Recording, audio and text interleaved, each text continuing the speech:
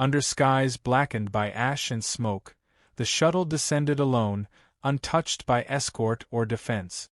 The galaxy watched, breath held, as Earth responded to the Varnak Empire's ultimatum, not with warships, but with one human. No weapons. No entourage. Just him.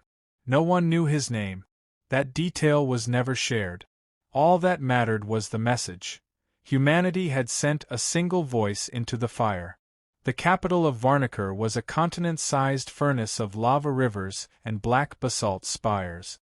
Jagged towers hissed as magma poured through engineered channels, their architecture designed not for aesthetics, but to demonstrate resilience in extremes.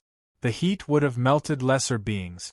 The humans stepped onto the obsidian causeway with a slow, deliberate stride, ignoring the glares of armored behemoths whose wings could blot the sun. They measured 7 meters from claw to horn, draconic apex predators that had dominated 43 civilizations in under half a galactic cycle. They hissed greetings in thermals and growls, a language he understood but did not mimic. He stood silent before the council of WYRMS, unflinching as their leader Vorthal, a 2-ton mass of scale, fangs, and legacy, lowered his colossal snout inches from the human's chest. "You are alone," Vorthal growled. "That's correct. You do not kneel." "I wasn't asked." The surrounding warlords bared fangs and rumbled low warnings, but Vorthal's eyes narrowed. The silence that followed was sharper than any blade. Then the human added, "You asked for negotiation, not submission." The Dragon King moved back a pace. His wings flexed once in a motion older than most stars. With a claw the size of a scythe, he signaled for the trial of presence. No ceremony. No preamble. The Varnak believed strength was proven in enduring, not explaining. He was brought into the circle of cinders, a platform of smoking stone surrounded by lava chutes and infernal steam jet. For 3 minutes, he would stand in the center while 4 thermal pillars rotated, releasing scorching blasts unpredictably. It was meant to break composure. One stagger, one scream, one drop of sweat, and the speaker was deemed unworthy. The test began. The first jet hissed. He didn't move. The second erupted behind his shoulder. His stance never shifted. By the time the fourth roared, a faint smile touched his lips. When it ended, he bowed slightly, eyes meeting every counselor's. "This is uncomfortable," he said. "But comfort is the enemy of clarity." They brought him to the obsidian hall, and there, beneath runes etched in melted stone, he spoke. Not about Earth. Not yet. He spoke about them. You build monuments from fire, yet fear change. You conquer worlds, yet haven't evolved past blood trials. You value dominance, but ignore decay. Your own history speaks of a time you once built with others, before you decided that fire made better walls than bridges. The court hissed, but he continued. You're not dying because of enemies. You're dying because you stopped listening. They mocked him. A veteran general named Dra Kale spat molten bile at his feet and challenged him.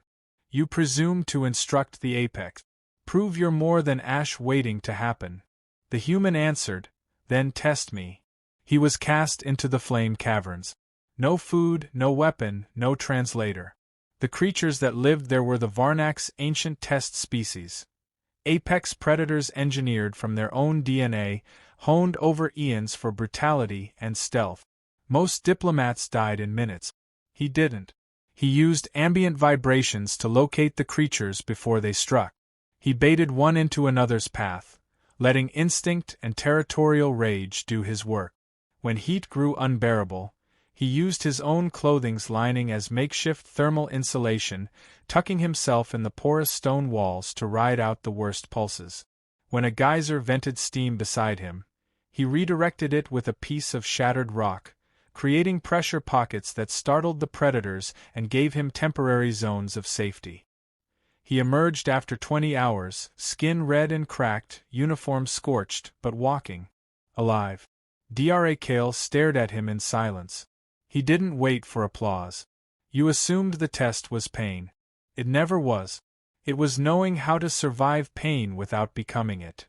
That night, the human was invited to sit beside the WRM Empress, not as a subordinate, but as a question they couldn't answer. She asked, "Why would Earth send only you?"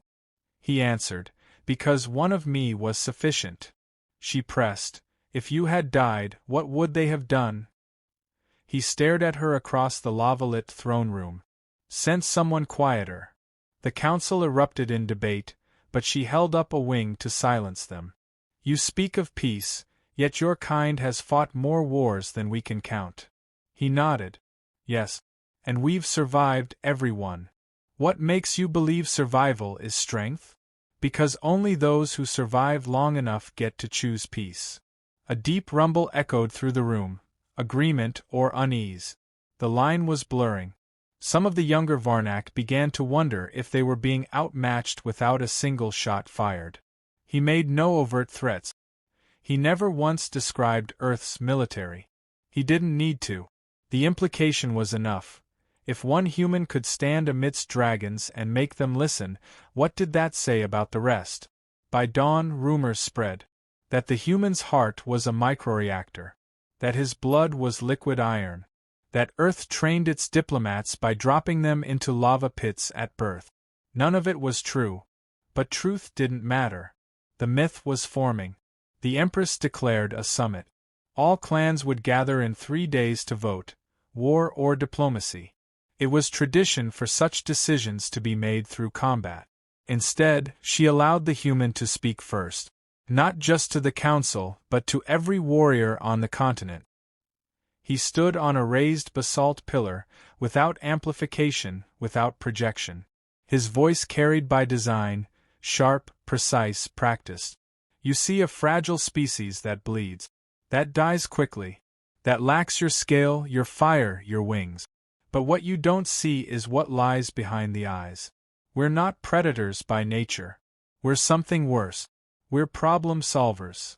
He turned in slow motion, meeting the gaze of 1,000 red-orange irises. "We solved the cold. We solved hunger. We solved disease.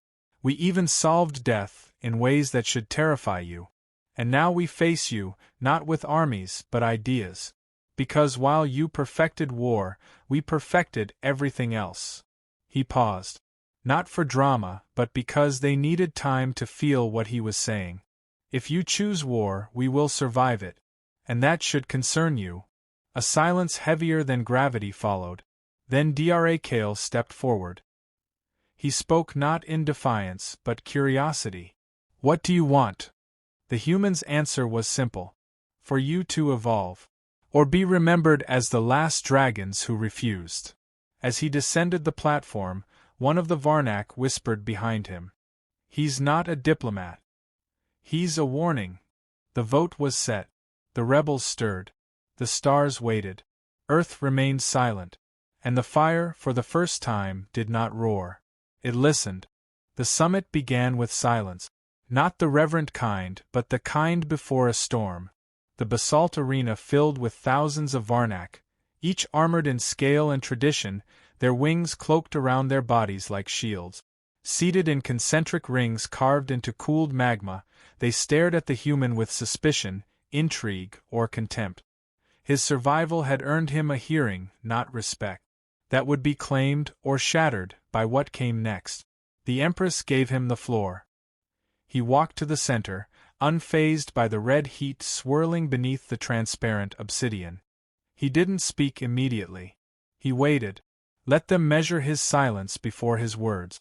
"You want to know why Earth sent one human," he said. "But the better question is what kind of species does that, confident enough, foolish enough, or dangerous enough to believe one voice could stand here alone." He paced slowly, eyes always moving, absorbing every twitch and flick of their reptilian posture.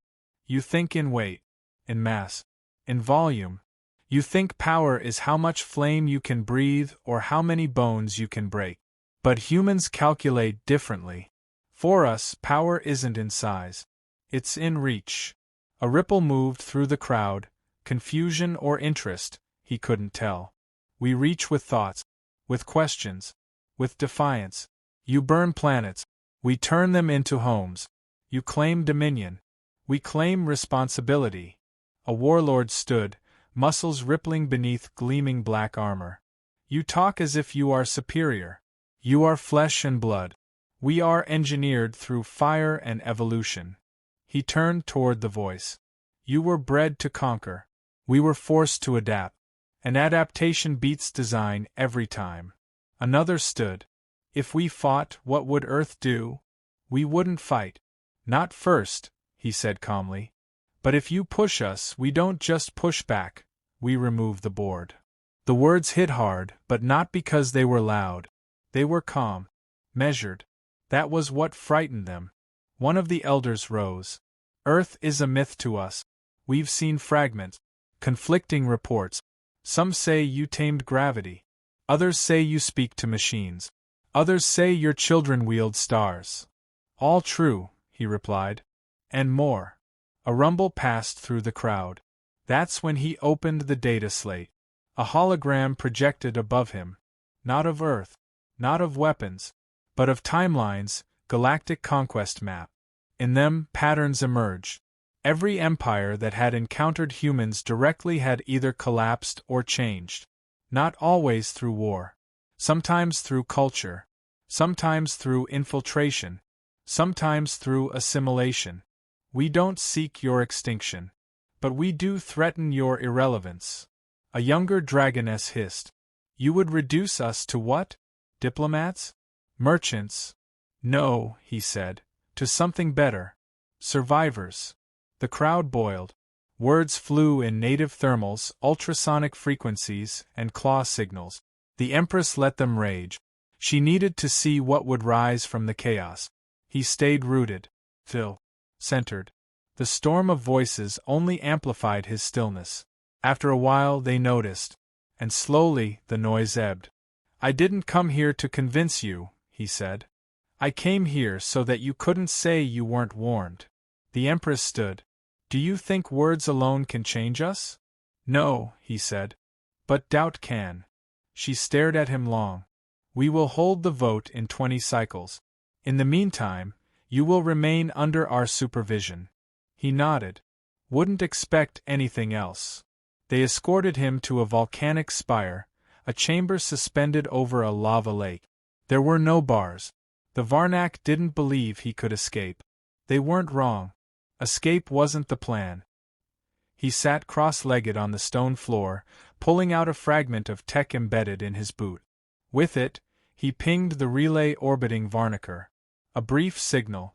Less than a second. A location. A name. A timestamp. Back on Earth, someone saw it. That was all it took. On the second day, a diplomat from the Zalari arrived.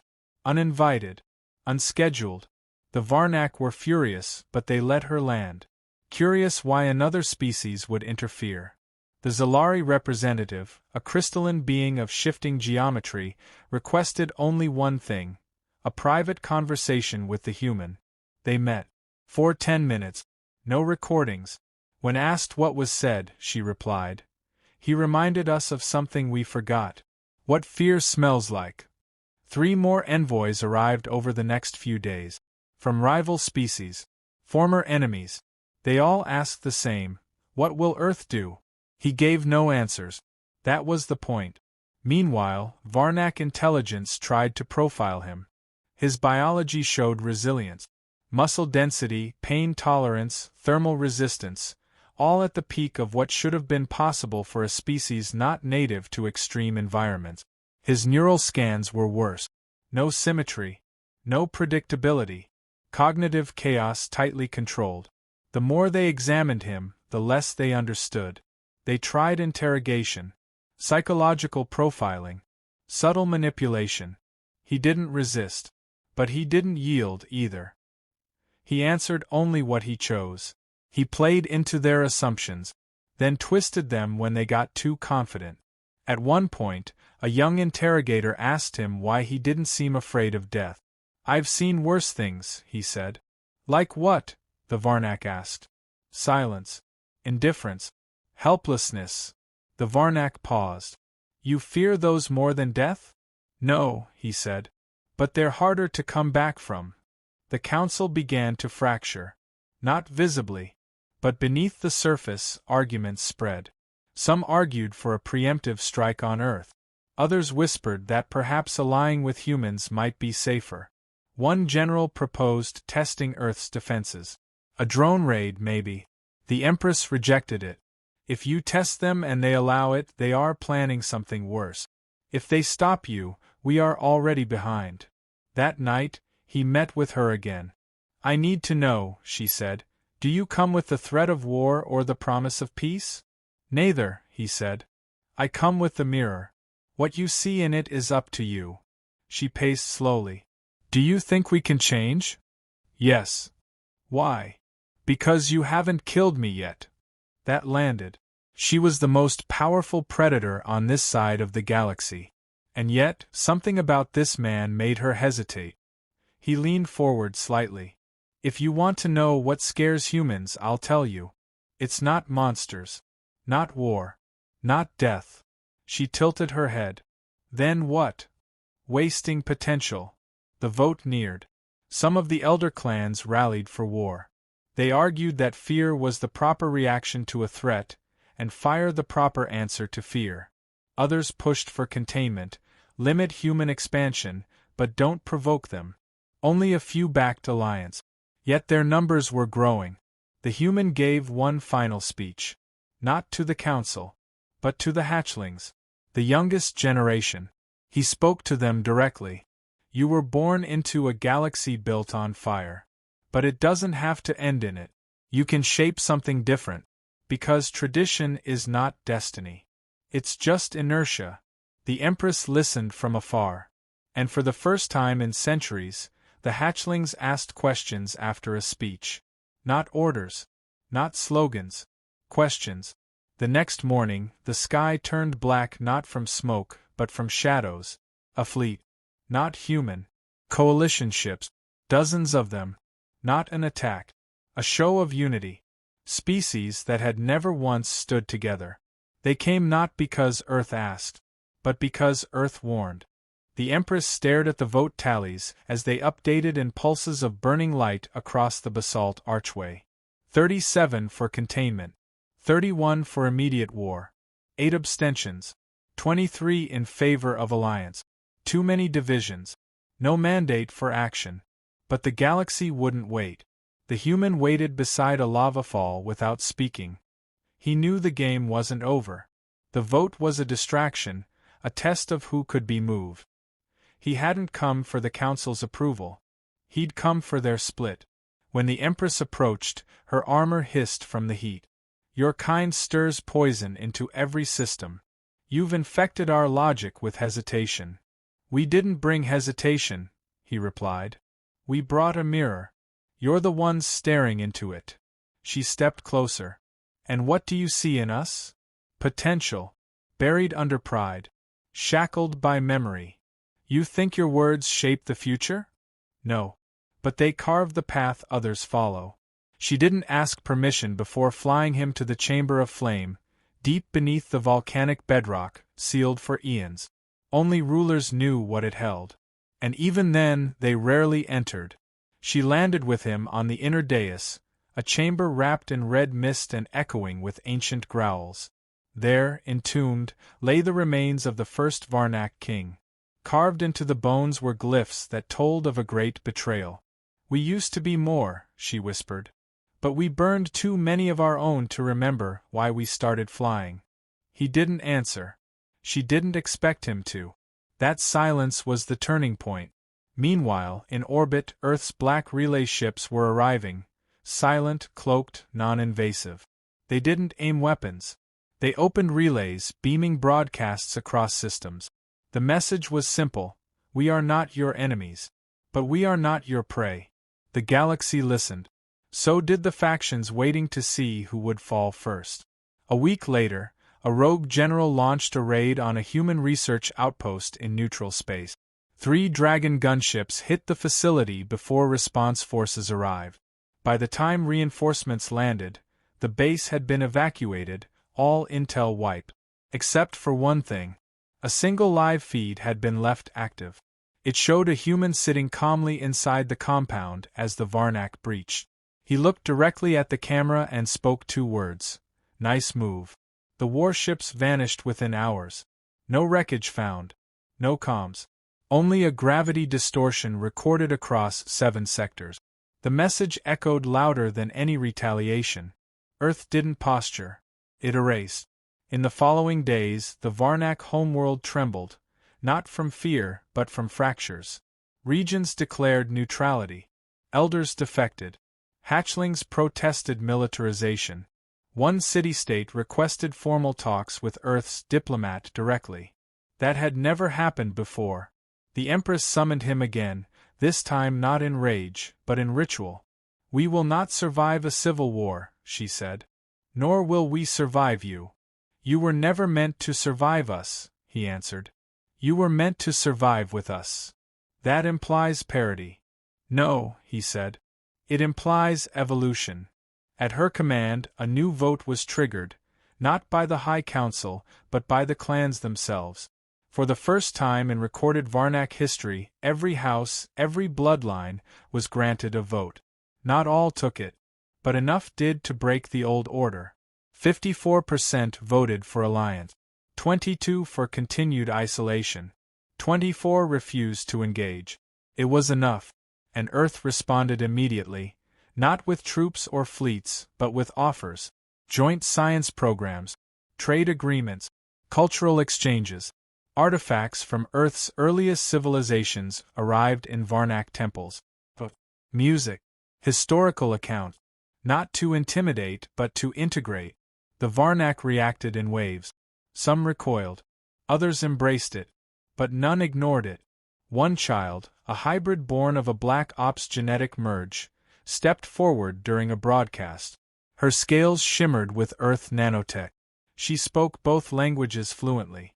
I am proof, she said, that evolution doesn't always mean extinction. She became an icon. Not a tool of propaganda, but a face no one could unsee. One that bridged centuries of fire with the quiet gravity of change. Earth continued its quiet advance, not of force, but of certainty. 1,000 minor species shifted their alliances. Worlds once loyal to the Varnak began echoing human rhetoric. Not because they were conquered, but because they chose it. At a summit between Earth and the Varnak, held aboard a neutral Dyson node, the human diplomat stood again, no longer alone. On his left, a Zalari ambassador. On his right, the hybrid girl. I'm not here to speak for Earth anymore, he began. I'm here to ask why so many believe Earth must speak at all. There was a long pause. He continued, you all waited to see if we'd become tyrant. What you didn't expect was that we'd offer you the chance to become more. A Varnak delegate interrupted, voice hard. You altered the galaxy's course. No, he said. We revealed it. The Empress rose next. No crown. No guards. She walked beside the human. I once believed power was fire, she said. But fire consumes. It doesn't build. It took a species of flesh and fragility to show us that. The vote taken that day was unanimous. Galactic recognition of Earth not as a dominant power, but as a stabilizing one. The terms were clear. No conquest. No threats. Just accountability, collaboration, vigilance, and contingency. Because buried beneath every agreement, every alliance, was a silent pact. If Earth ever changed, if it ever stopped guiding and began dominating, the galaxy would rise against it. And Earth agreed. Because that's what scared them the most. Years passed. The diplomat faded into obscurity. Not because he failed, but because he was no longer needed. The systems he helped spark moved forward without him. The dragons no longer burned to dominate. They burned to protect. On his final day aboard the orbital platform, a young Varnak cadet approached him.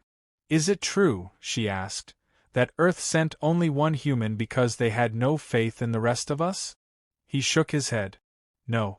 They sent one because they had faith one was enough. She stared for a moment, then asked, and were you? He looked out the viewport where stars pulsed in infinite patterns. then smiled, just slightly. Ask your future. Then he walked away, leaving behind not a legacy carved in stone, but one seated in minds. And as the stars burned on, so did the quiet gravity of what it meant to be human.